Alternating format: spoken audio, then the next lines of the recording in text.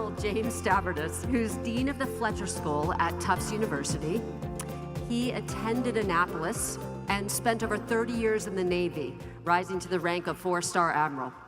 Among his many commands were 4 years at the 16th Supreme Allied Commander at NATO, where he oversaw operations in Afghanistan, Libya, Syria, her home country, the Balkans, as well as piracy off the coast of Africa. Ooh, wow. Welcome to the stage, Admiral. Thank you. Thanks, Kathleen. Good afternoon, everybody. Thank you. Kathleen, thank you for that very kind introduction. Normally, when people hear that, you know, kind of Supreme Allied Commander of NATO, then they actually see me and they say, man, I thought you'd be taller than you appear to be. I really wanted to be a fighter pilot, but I had a lot of challenges at an airport when I was a young man that made aviation difficult for me. So I settled for being a regular Navy officer. Well, what I thought I would do this afternoon is take about 20, 25 minutes and kind of unpackage global security. And we're going to talk about the 21st century, but we're going to actually begin about 100 years ago. We're going to go back to World War I.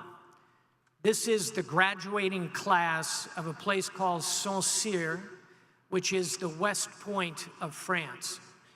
This is 1914, and these brave young French officers swear they will wear their white gloves into battle, and they do. By 1918, everybody in this photograph is dead. This is the First World War. It's 10 to 15 million lives. This is the cemetery at Verdun.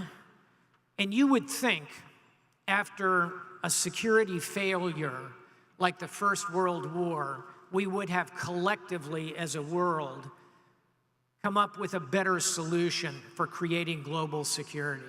Did we? Of course not. This is the Second World War, the Battle of Stalingrad, where in the course of a 7-month battle, there are 2 million casualties. So as we look back on that calamitous 20th century, we need to try to understand why security failed. And my thesis is that 20th century security failed because we tried to create it by building walls. Think about it. Maginot Line, Schlieffen Plan, Iron Curtain, Bamboo Curtain, most iconically, the Berlin Wall. We tried to create security by building bridges. Will not work in the 21st century.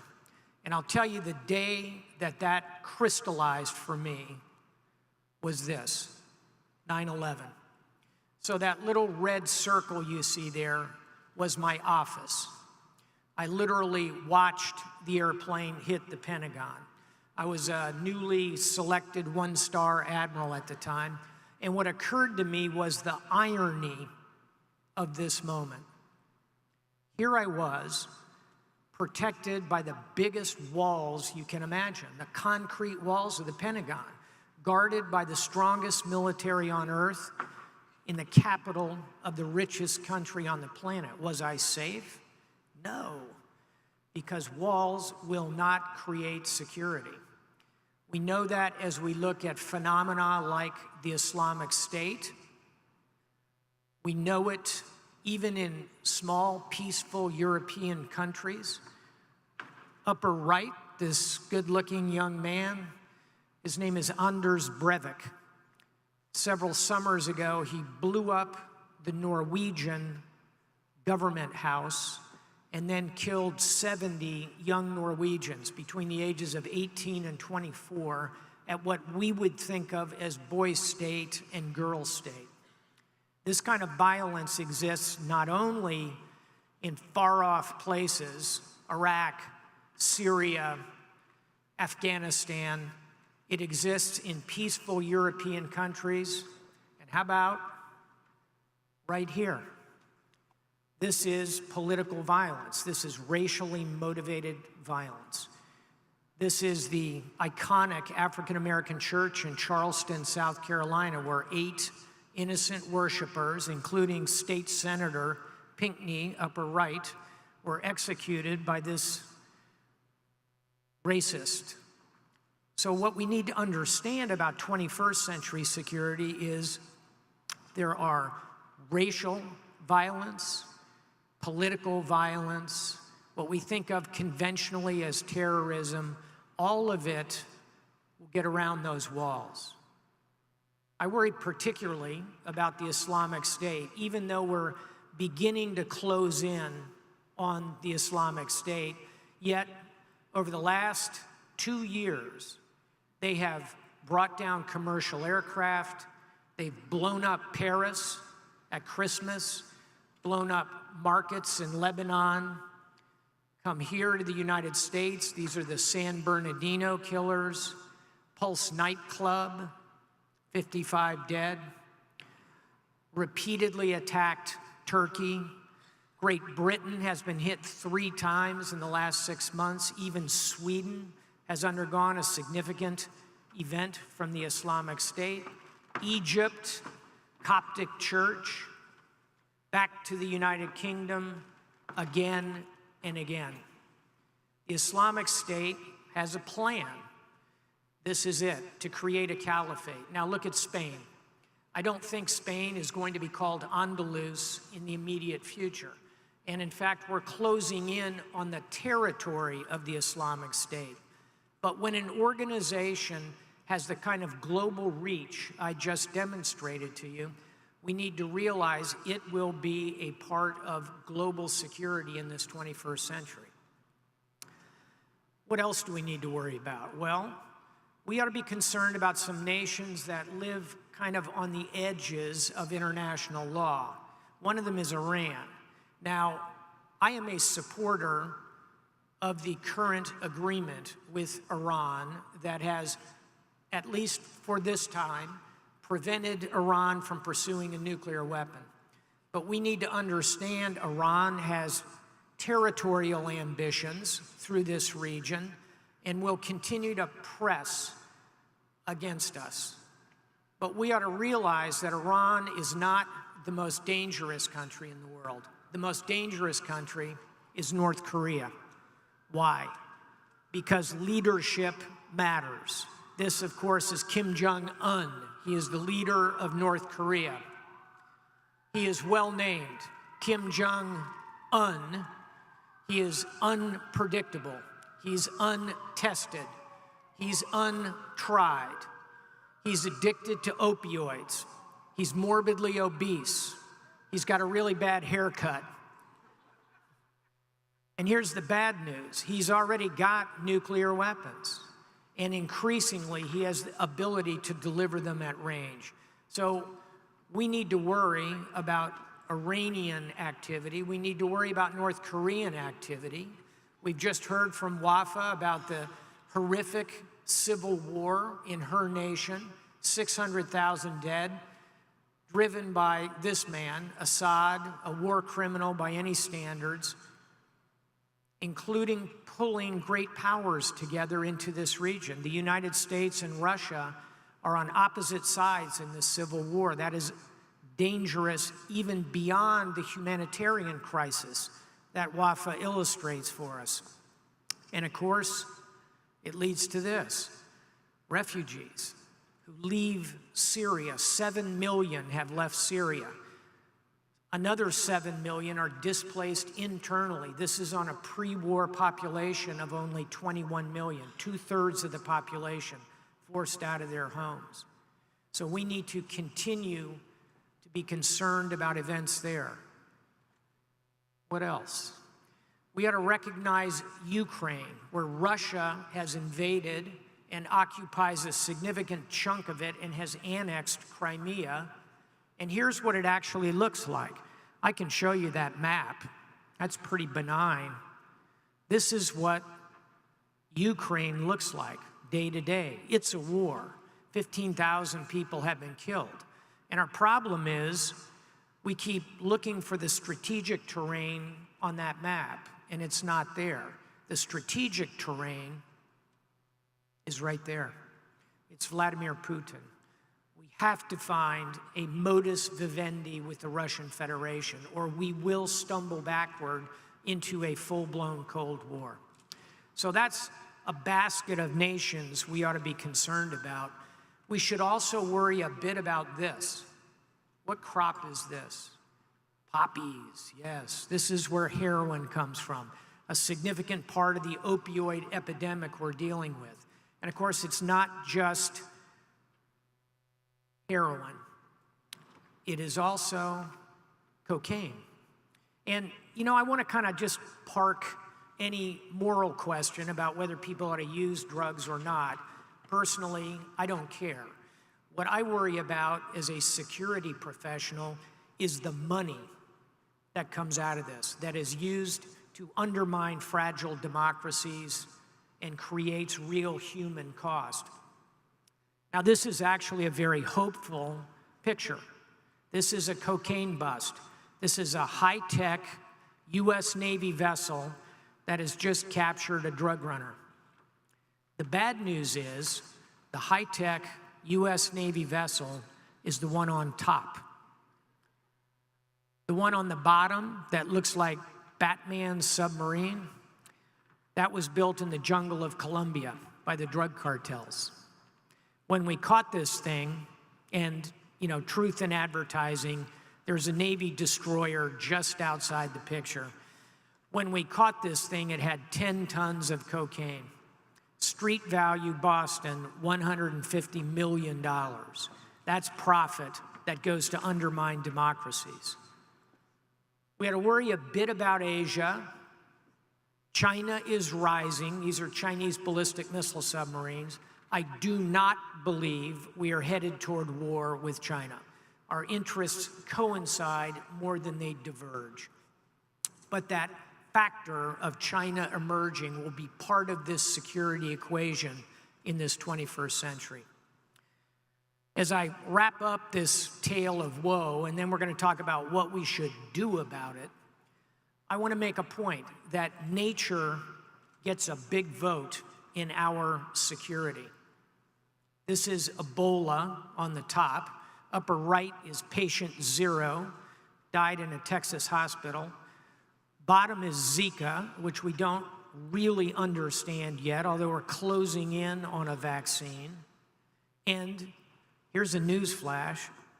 The ice is melting in the Arctic. Global warming is real, and there is a security component to it, particularly in the high north, in the Arctic, where hydrocarbons will be exposed, and there will be great power competition for not only hydrocarbons, but also for the shipping routes there.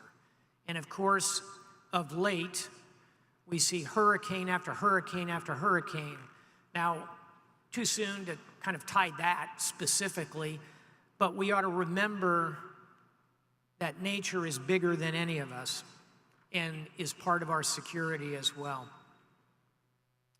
So now I'm going to answer a question I was asked a lot when I was the Supreme Allied Commander of NATO. The question was, well, okay, Admiral, what really keeps you awake at night? What did you worry about the most? Was it Afghanistan, Syria, the Balkans, piracy? Nope, I worried about those things, but I worried the most about this, about cyber, about our vulnerability in cyber. These are the flags of Ukraine, Estonia, Latvia, Lithuania, and Georgia. All of them have undergone a significant cyber attack over the last 5 years from Russia. And of course, cyber is not just big nations like Russia picking on small nations like those.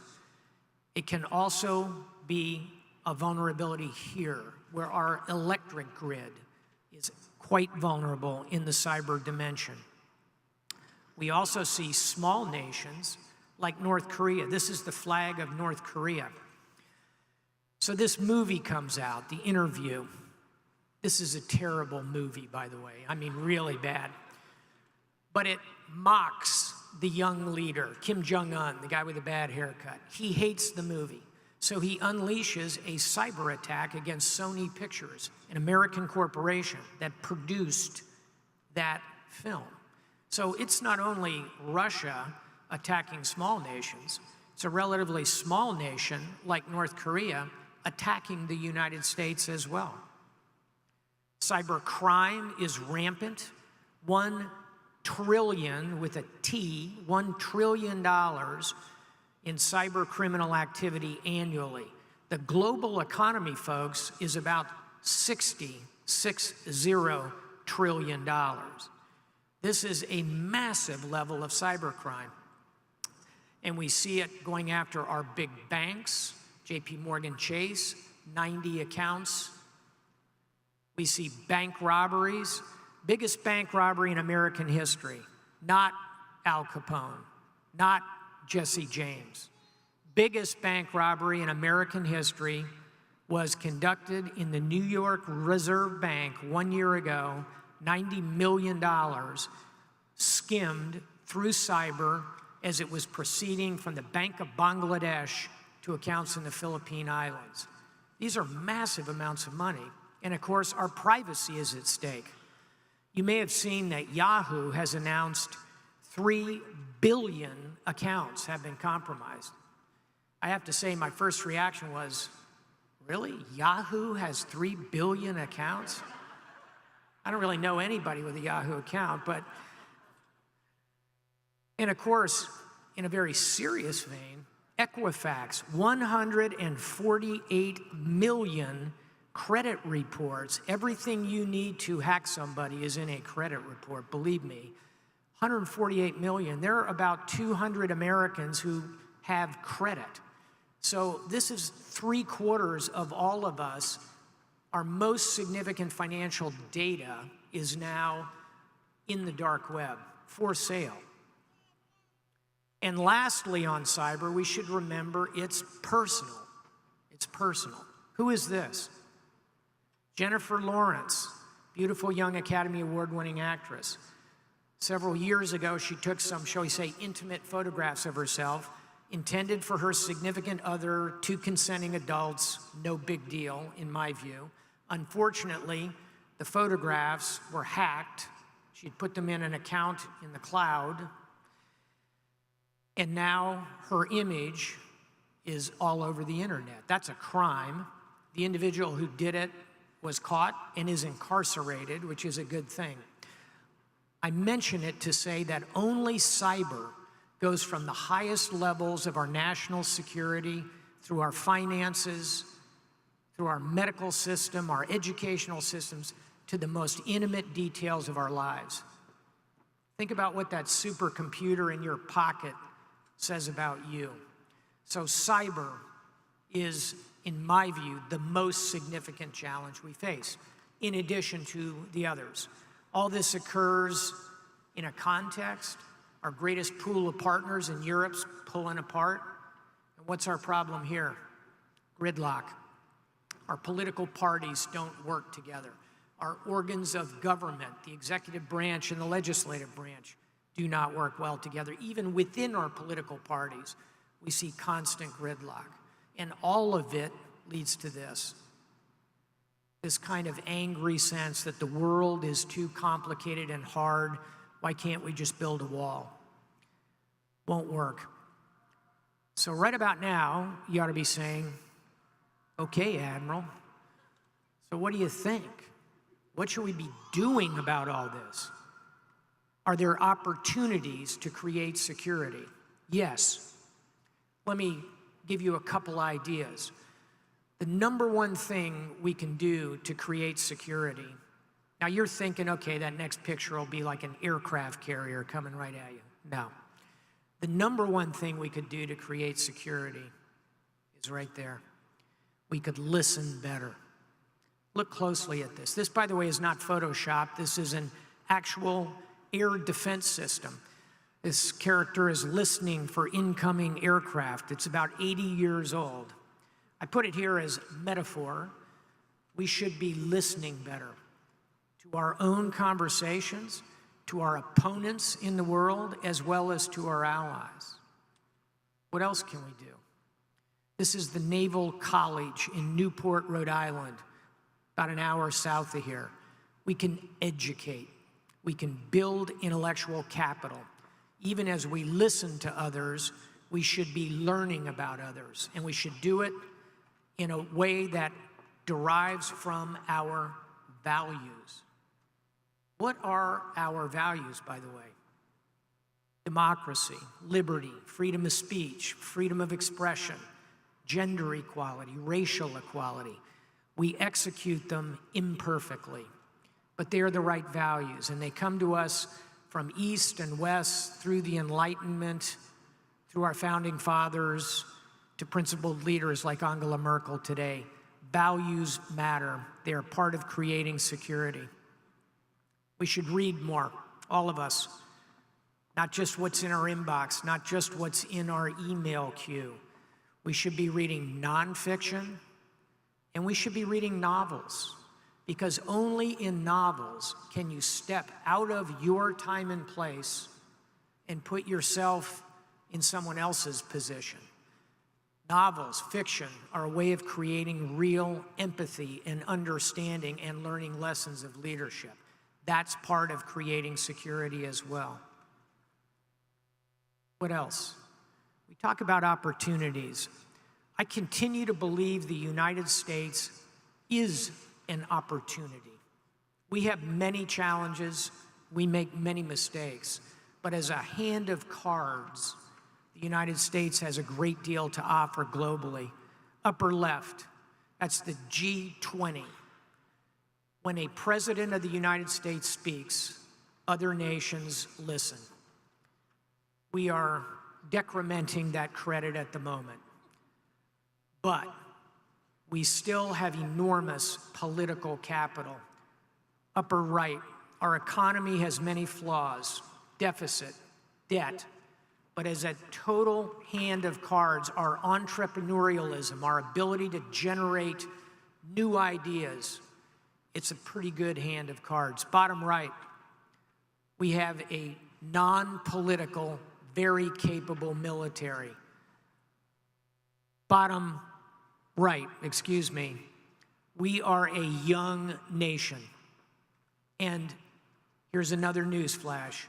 Immigration helps us. People like Wafa and her family coming here help us.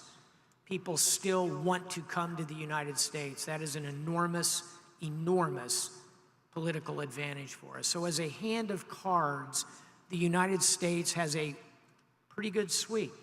So the question is, so what and who should we be working with? Certainly traditional allies like NATO, coalitions like the coalition of 50 nations who are fighting the Islamic State. I would argue in this century, we should spend more time thinking about our relationship and our alliance one day with India, the world's largest democracy. When the history of this century is written, 200 years from now, we will talk and think a lot about the rise of India. This is the Golden Temple of Amritsar, sacred to the Sikh faith. So the United States does not need and does not want to be the world's policeman. We can do this by building bridges, not walls, with other nations. Do we still need a capable military? Yes, we do. But I would tell you that your military will look a little different. This is another really bad movie. That's an alert. This is cyber. This is the idea of using cyber effectively. We also will do more high-tech, more unmanned vehicles. We will do more disaster relief, humanitarian operations. We will do literacy training. This is literacy training in Afghanistan. So the military of the 21st century will have real platforms, but it will also be changing and adapting. And part of what it will do is help us build bridges. The bedrock of security will continue to be this: young men and women like Lieutenant Michael Murphy, who are willing to stand for us, who volunteer. Michael died in Afghanistan 2005 in a SEAL mission that went terribly bad. Those young men and women are fundamental to our security. And let me introduce you to another one. This is Alex Idici. Alex graduated from West Point just over a year ago in 2016.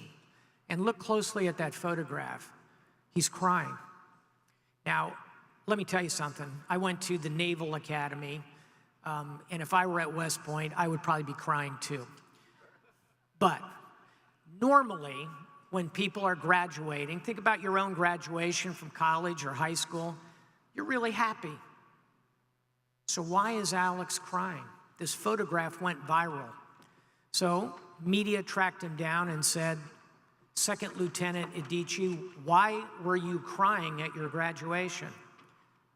And Alex Idici said, I was crying because when I came here at the age of 9 in a boat from Haiti as a refugee, I never imagined I would stand at West Point and be commissioned an officer in the U.S. Army.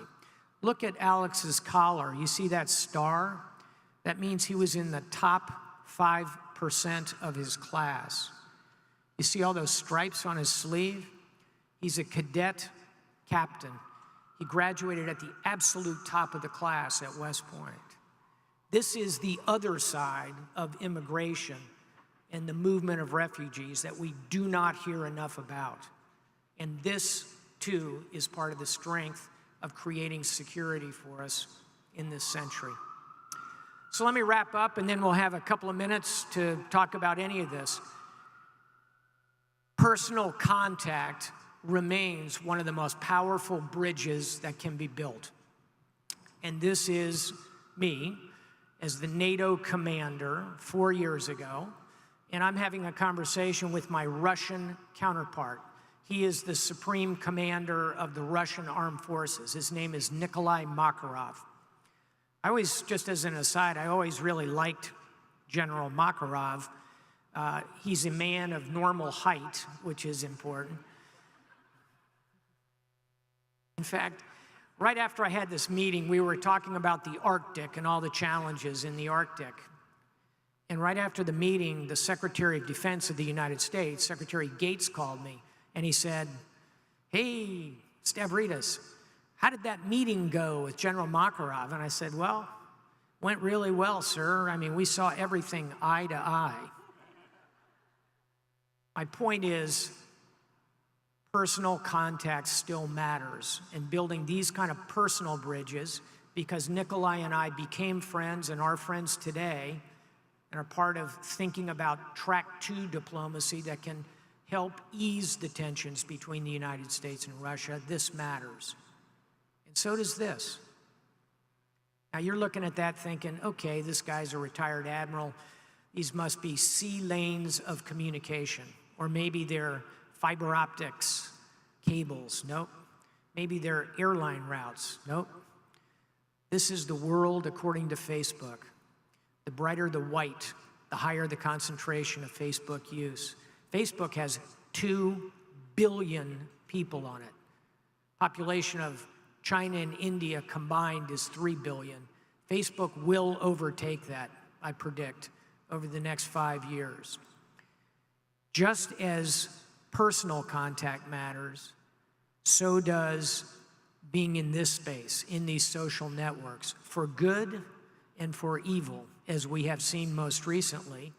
And I'm telling you, this is Facebook, and it's a great bridge, which it is.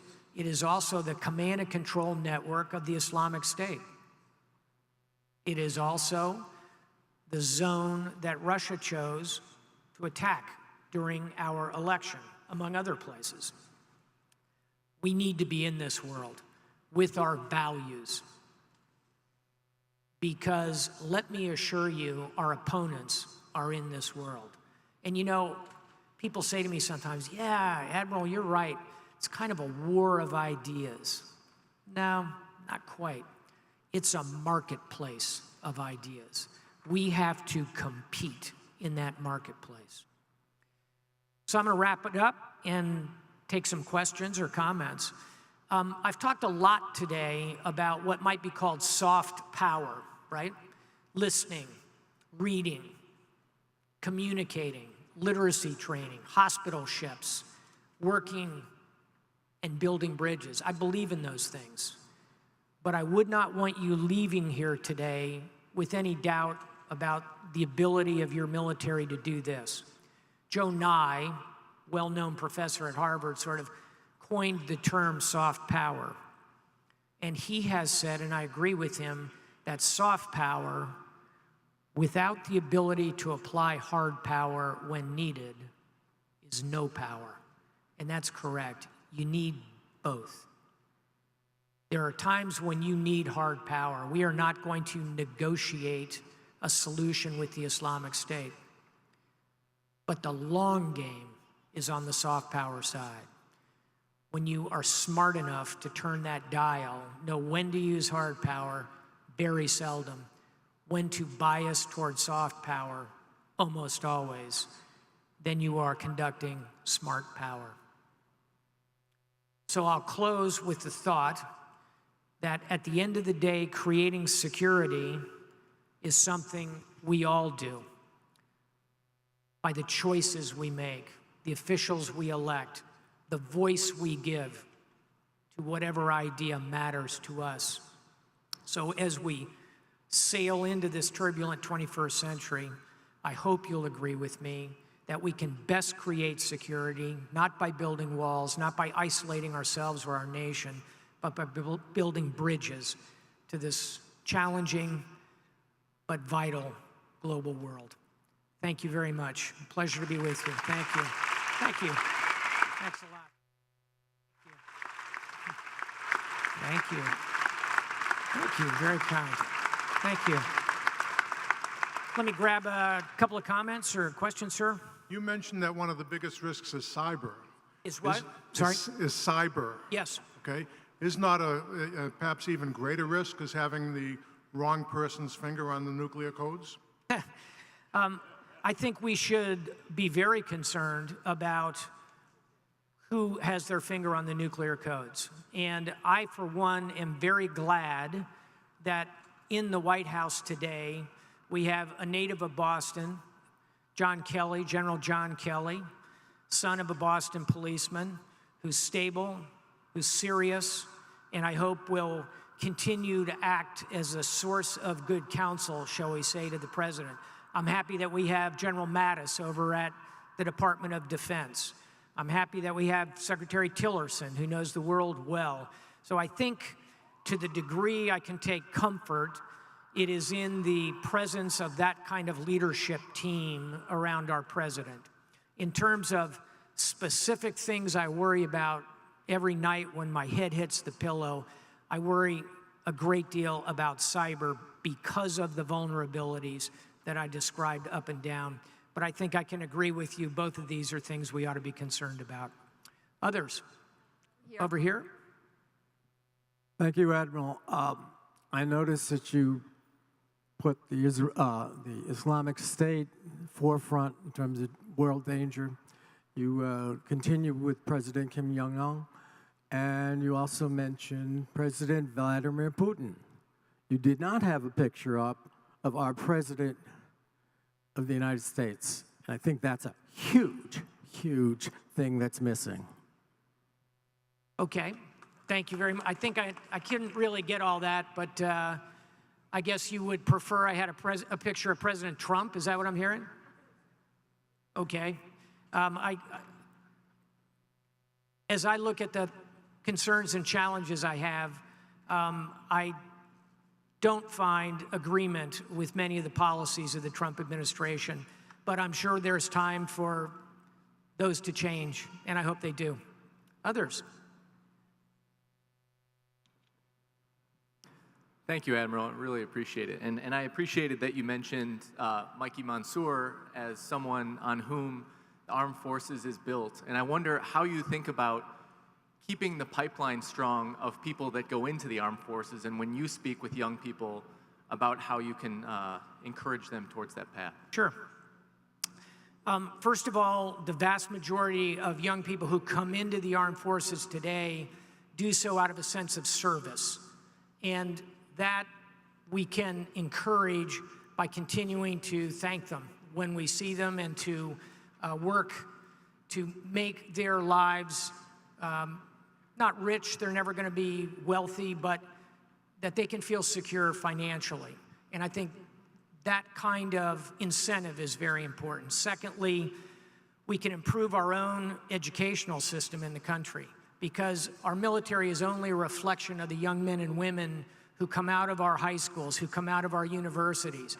And there we have serious work to do, especially in our primary schools and our secondary schools. Thirdly, we can ensure that the young men and women are properly resourced, that they have the right equipment, that they know if they are ordered into combat, they will be going with the very best gear.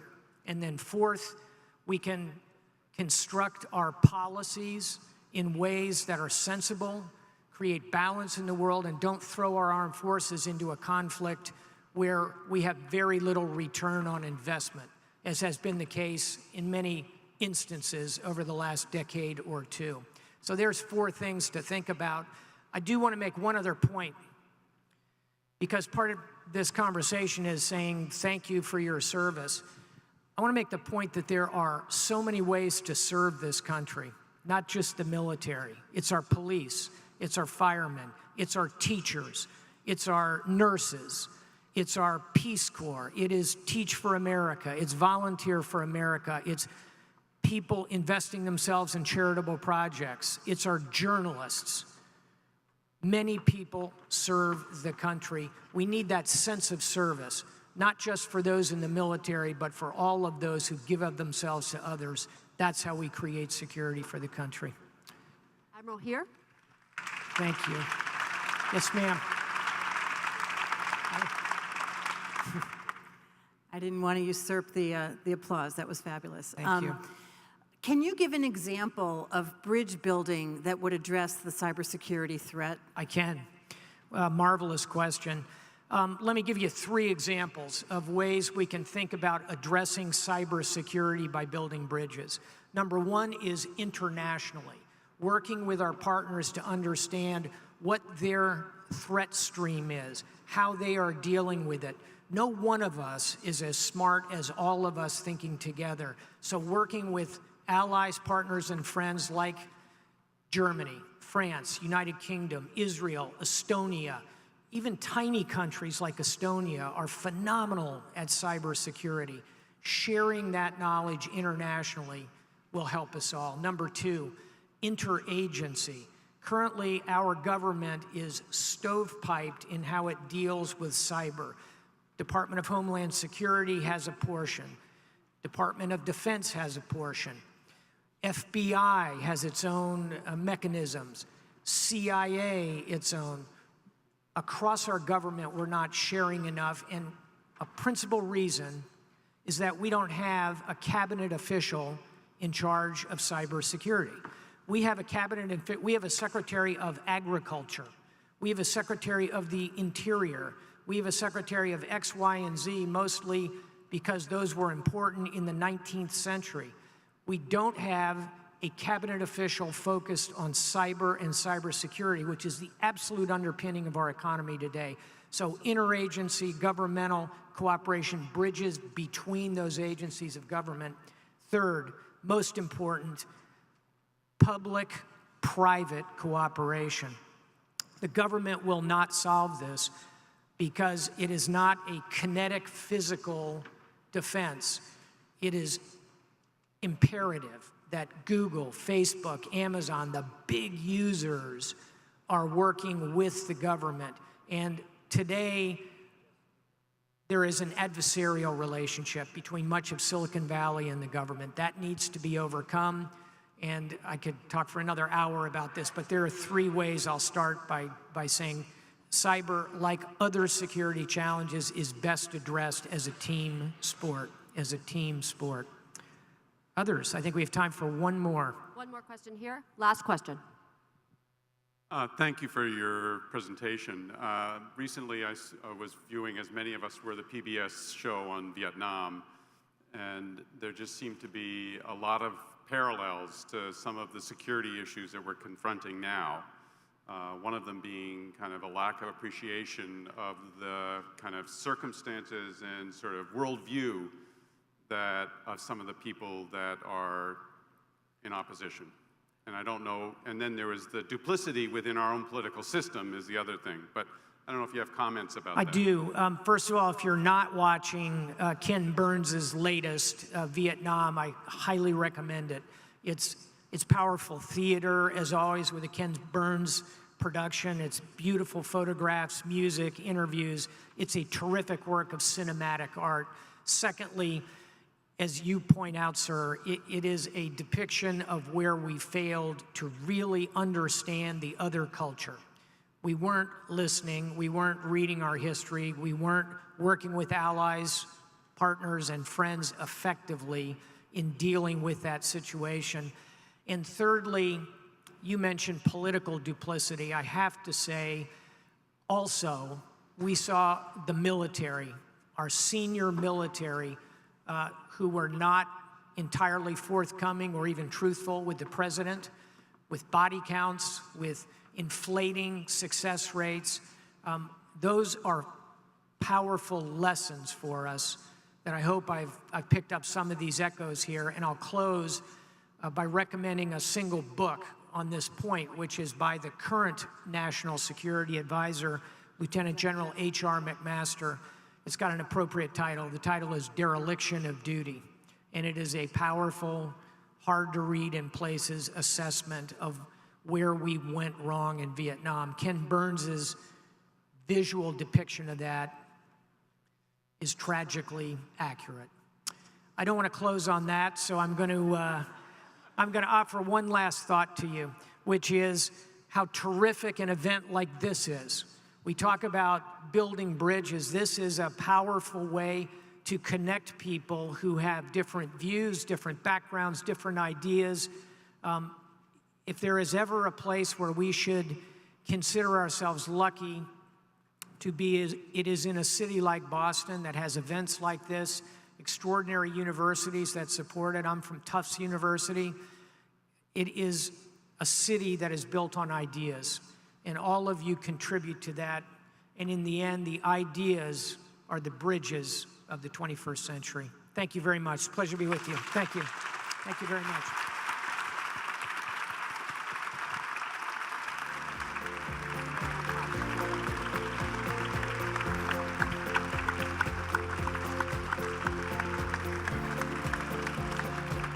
I think that was the perfect line. Ideas are the bridges for the 21st century. And that's what HubWeek's all about.